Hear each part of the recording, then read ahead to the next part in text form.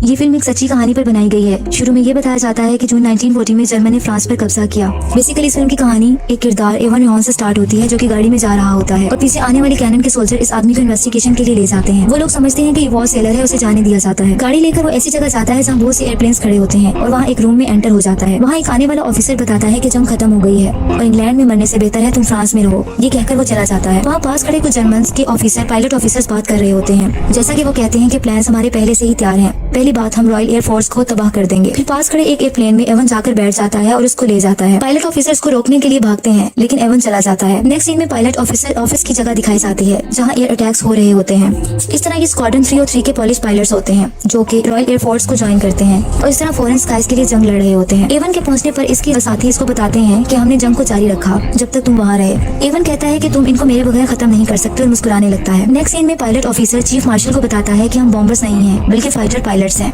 हमने बहुत से जर्मन को पोलैंड में शॉट डाउन किया है और ये स्किल आपकी रॉयल एयरफोर्स का तजर्बा है। इस पर मार्शल इसको थोड़ी इंस्ट्रक्शन करता है जिस पर वो ये सर कहकर चला जाता है। इस तरह नेक्स्ट सीन में दिखाया जाता है कि एक राफ्ट टीम का पायलट एयरक्राफ्ट में बैठा होता है और एक लेडी की पिक को देख रहा होता है और फिर फ्लाइट लेता है। अपने फ्लाइट के साथ वो मुसलसल इंस्ट्रक्शनल पॉइंट ऑफ व्यू से कॉन्टेक्ट में रहता है। एयरक्राफ्ट से मुसलसल फायरिंग की जाती है और वो अपने ऑपोजिट एयरक्राफ्ट को बहादुरी से गिरा देता है। अब एक ऑफिस दिखाया जाता है जहाँ 2 ऑफिसर्स बैठे होते हैं जिनमें से एक का नाम मिलो होता है। जब वो बाहर आते हैं तो वो देखते हैं कि इवन अपनी राफ्ट टीम को लेकर वहाँ पहुंच चुका होता है। थोड़ी देर में ट्रेनर वहाँ जाकर उनको पे अटेंशन कहता है और बहादुर पॉलिश पायलट्स भी कहता है और कहता है कि तुम्हें राफ्ट में वेलकम कहा जाता है। अभी मेरी ड्यूटी है कि मैं तुम सबको टीच करूँ। उसके बाद पॉलिश पायलट्स को लैंग्वेज पढ़ाई जाती है जो कि इनको लैंग्वेज बैरियर्स होते हैं और उसके बाद इनकी कुछ चेकअप भी किए जाते हैं जो कि आई साइट टेस्ट किए जाते हैं। थोड़ी देर में इन सबको एयरक्राफ्ट की तरफ ले जाते हैं और एवन बताता है कि एयरक्राफ्ट को जमीन से उतारने से पहले इसके व्हील्स को खोल देना। फिर एवन मार्शल बताता है कि एक चीज जो हम जानते हैं वो ये है कि उड़ना कैसे है। मिलो गिब्सन जो कि कमांडिंग ऑफिसर होता है मुसलसल इनसे बात कर रहा होता है। फिर पॉलिश पायलट्स उसको कहते हैं कि वो लोग हैं यानी जर्मन वो लोग हैं जो हमारे लोगों को मार रहे हैं और हम कुछ नहीं कर रहे हैं। और वो आवाज लगाता है जैसे कि मेरी बीवी और एक छोटी लड़की। मिलो इनकी बातें सुनकर बहुत गुस्से में आ जाता है और कहता है कि मैं जानता हूँ कि तुम अच्छे तरीके से फ्लाइट ले सकते हो, लेकिन तुम्हारे अंदर दूसरे एट्रीब्यूट्स भी अहम हैं जो कि लाजमी होने चाहिए, जैसे कि यूनिटी और डिसिप्लिन। सिर्फ इन्हीं तरीकों से एक जेंटलमैन हम जीत सकते हैं। ये कहकर मिलो ऑफिस में चला जाता है और अंदर जाने के बाद अपने बड़े ऑफिसर को बताता है कि इनके कुछ इश्यूज आ रहे हैं जैसे कि एरोगेंस, इररिस्पांसिबिलिटी, डिसिप्लिन इश्यूज आ रहे हैं। इस पर वो ऑफिसर कहता है कि तुम कमांडर हो जिसको तुम्हें मैंने हर रिस्पांसिबिलिटी दे दी है, इसलिए तुम्हारा तमाम ऑपरेशन मैं तुम पर छोड़ रहा हूँ और मैं तुम पर रिलाई करता हूँ और तुम रिस्पांसिबल होगे। मिलो बाहर आता है और वो आकर इवन से पूछता है कि कोई प्रॉब्लम तो नहीं है। उस पर इवन बताता है कि वही मसले हैं जैसे स्पीड और वर्किंग इन रिवर्स। वो सब देखते हैं कि एयरक्राफ्ट बुरे तरीके से लैंड होता है और वो भागते हुए एयरक्राफ्ट की तरफ जाते हैं। वो देखते हैं कि एयरक्राफ्ट मिट्टी से भर जाता है जबकि इसमें से निकलने वाला पायलट कहता है कि ये सब व्हील्स की वजह से हुआ। एक्चुअली यहाँ ये दिखता है कि ये सब एयर वार जर्मन्स के अगेंस्ट प्रैक्टिस कर रहे होते हैं जो कि इन्होंने वहाँ वार करनी होती है। जबकि दूसरी तरफ जर्मन्स को दिखाया जाता है जो कि पायलट ऑफिसर्स होते हैं और वो ये कहते हैं कि रॉयल एयरफोर्स की लास्ट 2 वीक से अपनी ताकत खो रही है और हम इस एयरफील्ड्स में उतर रहे हैं जहाँ अभी हम बॉम्ब गिरा रहे हैं और वो अपने आप को विक्टर्स कहते हैं। इस तरह वो हवा में उड़ने वाले एयरक्राफ्ट को देखते रहते हैं। जबकि दूसरी तरफ दिखाया जाता है कि मिलो अपने पॉलिश पायलट्स को इंस्ट्रक्शन दे रहा होता है और इसी तरह जो लेडीज पायलट्स हैं वो लोकेशन को आइडेंटिफाई कर रही होती हैं। हवा में एयरक्राफ्ट के थ्रू जर्मन से जंग होती है। मिलो गिब्सन जल्दी से बैक होम की कमांड करता है ये कहकर कि ये एक ऑर्डर है।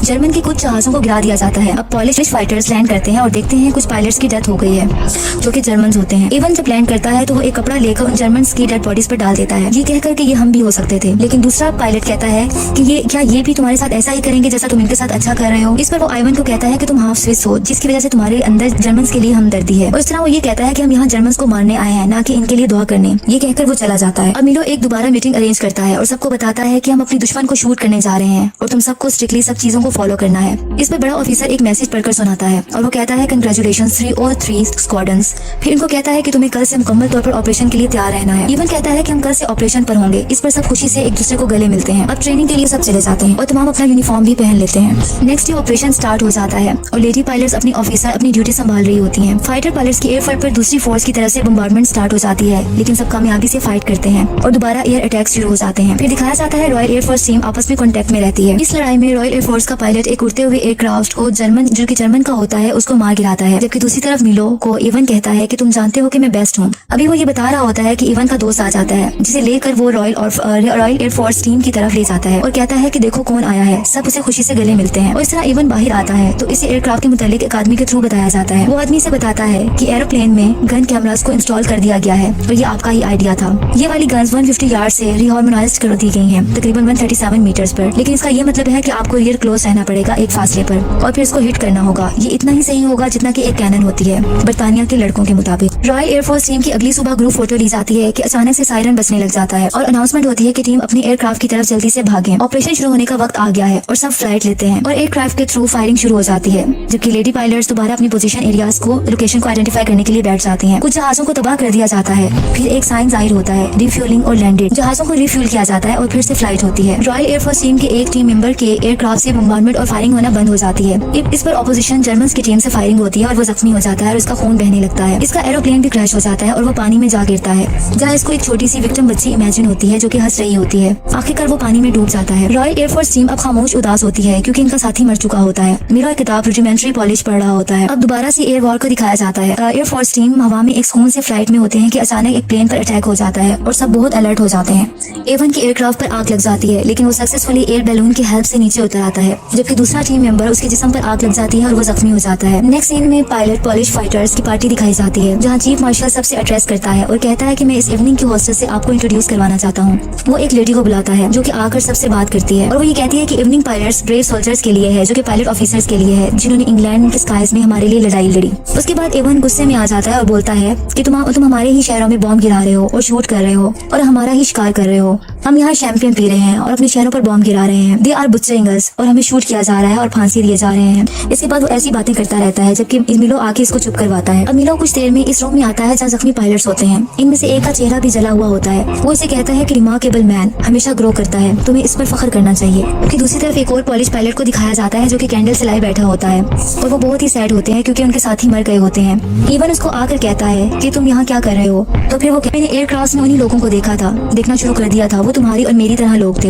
इस पर इवन कहता है कि इन प्लेन्स में लोग नहीं थे, लेकिन सिर्फ जर्मन्स थे, वो जर्मन्स जिन्होंने हमारे साथ बुरा किया था। मेरी बात सुनो, तुम्हें इन चीजों से गुजरना है, तुम अभी भी जिंदा हो, तुम सांस ले रहे हो एक जंग में, ये सबसे अहम चीज है। वो एक्चुअली इवन उसकी हौसला अफजाई उसको इनकरेज करता है। अब मिलो सब पायलट के साथ मीटिंग करता है और सब फ्लाइट ऑपरेशन पर चले जाते हैं। दूसरी एयर वार दोबारा शुरू हो जाती है और बहुत से जहाजों को तबाह कर दिया जाता है। अब एक रॉयल एयरफोर्स टीम के पायलट को कुछ मेमोरी जहन में आती है, जैसा कि एक बूढ़े आदमी को फायरिंग से मार दिया जाता है। अभी वो ये सोच रहा होता है कि इस पर फायरिंग हो जाती है। दूसरी तरफ एवन बहुत परेशान हो जाता है क्योंकि ये सब देख रहा होता है और गुस्से में आकर ऑपोजिशन जर्मन्स के जहाज को गिरा देता है। जर्मन्स के साथ फाइट मुसलसल होती रहती है। अब पॉलिश पायलट्स के 2 बचे हुए एयरक्राफ्ट नजर आते हैं, जिसमें से एक का इंजन रुकने से वो क्रैश हो जाता है। अब सिर्फ एवन होता है, एवन पर फायरिंग शुरू हो जाती है। अब सिर्फ एवन बचता है जो कि ओनली सर्वाइवर होता है। पायलट लेडीज देखती हैं कि ऑपरेशन की क्या सिचुएशन है और इनकी आंखों में आंसू आ जाते हैं। अब एवन अपने एयरक्राफ्ट में जो कि जमीन पर गिरा होता है वो जख्मी हालत में जिंदा निकलता है और पास खड़े एक एयरक्राफ्ट की तरफ जाता है और देखता है कि इसके पार्टनर की डेथ हो गई है। वो शदीद गुस्से और गम में होता है। इस तरह स्क्वाड्रन लीडर बाकी फाइटर पायलट से कहता है ये बहुत एक्सेप्शनल वर्क था और बहुत ज्यादा हम फख्र महसूस करते हैं, लेकिन जो इन्होंने काम किया और जारी रखा ये अजीम शुक्रगुजारी के मुस्तहिक हैं। ये कहकर वो ऑफिसर्स चले जाते हैं। नेक्स्ट सीन में 1946 का टाइम दिखाया जाता है जो कि लंदन इंग्लैंड में दिखाया जाता है। इवन जहाज उड़ते हुए जहाजों को देख रहा होता है और ये भी दिखाया जाता है कि वो शायद 3 दिन में मुल्क छोड़कर शायद अमेरिका चला जाएगा। आखिर में ये बताया जाता है कि स्क्वाड्रन 303 बर्तानिया में सबसे ज्यादा स्कोर्स करने वाले फाइटर थे और 145 पॉलिश पायलट्स जिन्होंने बर्तानिया की जंग में हिस्सा लिया, इन्होंने 203 तैयारों को गिरा दिया और रॉयल एयरफोर्स को स्ट्रेंथ को कॉन्स्टिट्यूट किया।